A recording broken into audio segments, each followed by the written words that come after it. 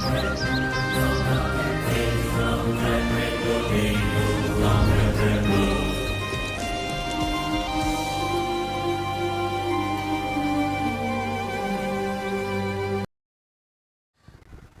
The lord. ఈ దినము కొరకు సిద్ధపరచబడిన దేవుని వాక్యాన్ని చదువుకుందాం. శ్రద్ధగా ఆలకించమని మనవి. మత్తయి సువార్త 26వ అధ్యాయము 28వ వచనం చదువుకుందాం. ఇది నా రక్తము అనగా పాపక్షమాపణ నిమిత్తము అనేకుల కొరకు చిందింపబడుచున్న నిబంధన రక్తము. ప్రభునందు ప్రియులారా, ముందుగా మీకు హృదయపూర్వక వందనములు తెలియచేస్తూ ఉన్నాను. ప్రభువారు తన యొక్క చిందిస్తున్న రక్తం గురించి శ్రేష్టమైనటువంటి వాస్తవాలు ఇక్కడ తెలియచేస్తున్నాడు. అంటే యేసయ్య రక్తము మన జీవితాల్లో ఎలా పనిచేస్తుందో మనం చూడగలుగుతూ ఉంటున్నాం. కొంతమందికి అర్థం కాని విషయాలు కూడా చాలా ఉంటాయి. ఆయన రక్తం ఏమిటి, మాకు శుద్ధి ఏమిటి, ఆయన రక్తం ఏంటి, మాకు రక్షణ ఏంటి అనేటువంటి మాటలు మాట్లాడతారు. మొట్టమొదటిగా మనం గ్రహిస్తే యేసు రక్తము ద్వారా మనకు క్షమాపణ దొరికింది. ఫర్గివ్నెస్ అనేది ఆయన ద్వారానే వచ్చిందండి. మనకు క్షమాపణ ఇస్తుంది అనేటువంటి మాట తెలుస్తుంది. ఇంకా లూకా గారు మాట్లాడతారు, అపొస్తలుల కార్యములో చెప్తుంటాడు, యేసుక్రీస్తు తన స్వరక్తం ఇచ్చి సంపాదించుకున్న సంఘం అని రాశాడు. ఆయన తన సొంత రక్తం ఇచ్చి సంపాదించుకున్నాడు కాబట్టి సంఘమునికి ఆయన అధిపతి. సంఘము ఆయన యొక్క శరీరం అది. కాబట్టి రక్తం యొక్క విశిష్టతను మనం తెలుసుకోవాలి పిల్లలు. రోమపత్రికలు కూడా మాట్లాడతాడు, ఆయన రక్తము ద్వారా మనము నీతిమంతులుగా తీర్చబడ్డాము.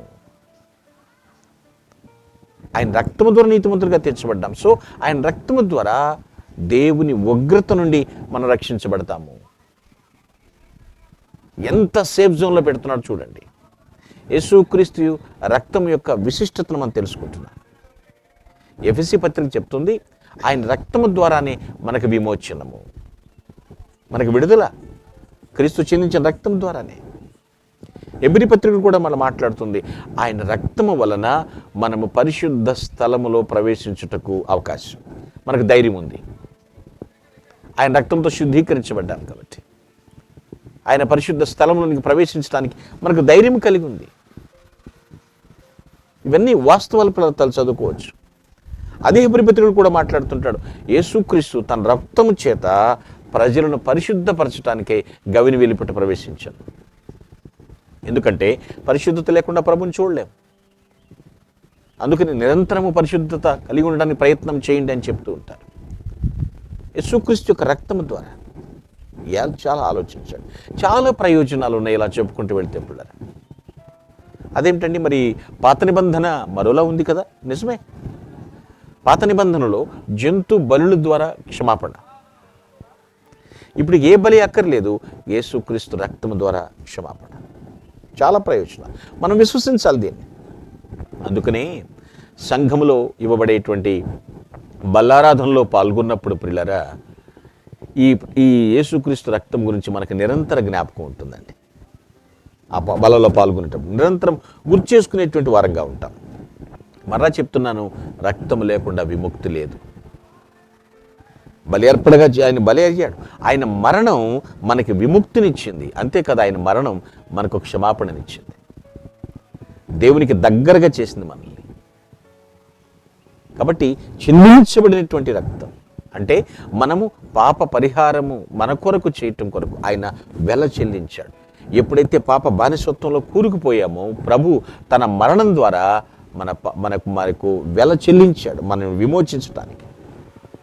ఇక వేరే బలులు అక్కర్లేదు. ఫైనల్ అన్నమాట, చివరి బలి, ప్రాముఖ్యమైనటువంటి బలి ఇది, తుది బలి, పరిపూర్ణమైనటువంటి బలి ఇది ఆయన రక్తం ద్వారానే జరిగింది. సో యేసు రక్తమును కొంతమంది అవహేళన చేస్తారు. ఒక దేశంలో పిల్లరా పంది రక్తమును వధించి ఇదే యేసు రక్తం త్రొక్కండి త్రొక్కండి అని అవమానపరిచిన వారు కూడా ఉన్నారు. మనం విమోచించబడ్డాము. ఆయన మన ప్రభువుగా, మన రక్షకునిగా కలిగి ఉన్నందుకు మనం చాలా ఆశీర్వదించబడ్డాము. రక్తము ద్వారానే రక్షణ. మనం ఆయన విశ్వసిస్తే పిల్లరా ఈ యొక్క ప్రయోజనాలన్నీ కూడా మనకు కలుగుతూ ఉంటాయి. రక్తము ద్వారానే రక్షణ. ఈ మాటలు గుర్తుపెట్టుకోవాలి. ఈ ఆయన ప్రభు, యేసు ప్రభు దేవుడైతే ఎందుకు చనిపోయాడు, అబ్బాయి దిక్కుమాల చావు చనిపోయాడు ఏంటని మాట్లాడుతుంటారు. కానీ ఆయన రక్తము చిందించకుండా పాపక్షమాపణ లేదు ప్రజలకు. అందుకే ఆ యేసు రక్తమును మనము ఎప్పుడు కూడా జ్ఞాపకం చేసుకుని ఆ రక్తము ద్వారా మనం పొందిన ప్రయోజనాలను తలపోసుకుంటూ ప్రభువుని స్తుతించుదుము గాక. ఆమేన్. ప్లీజ్ అలా close yours. I will pray for you. దయగలిగిన తండ్రి నీకు వందనములు. రక్తము చిందించిన రక్షకుడా నీకు స్తోత్రములు చెల్లిస్తున్నాం నాయన. ఎవరైనా ప్రభువా దాన్ని అపార్థంగా తప్పుగా భావిస్తే క్షమించండి. నీ ప్రశస్తమైనటువంటి రక్తం ద్వారా మేము విడిపించబడ్డాం, పరిశుద్ధపరచబడ్డాం, అతి పరిశుద్ధ స్థలంలోనికి ప్రవేశిస్తూ ఉన్నాం. మీరు ఎన్నో ప్రయోజనాలు మాకు ఇచ్చారు.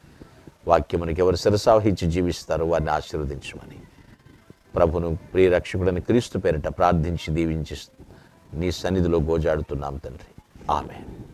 Glory to God. Thank you one and all.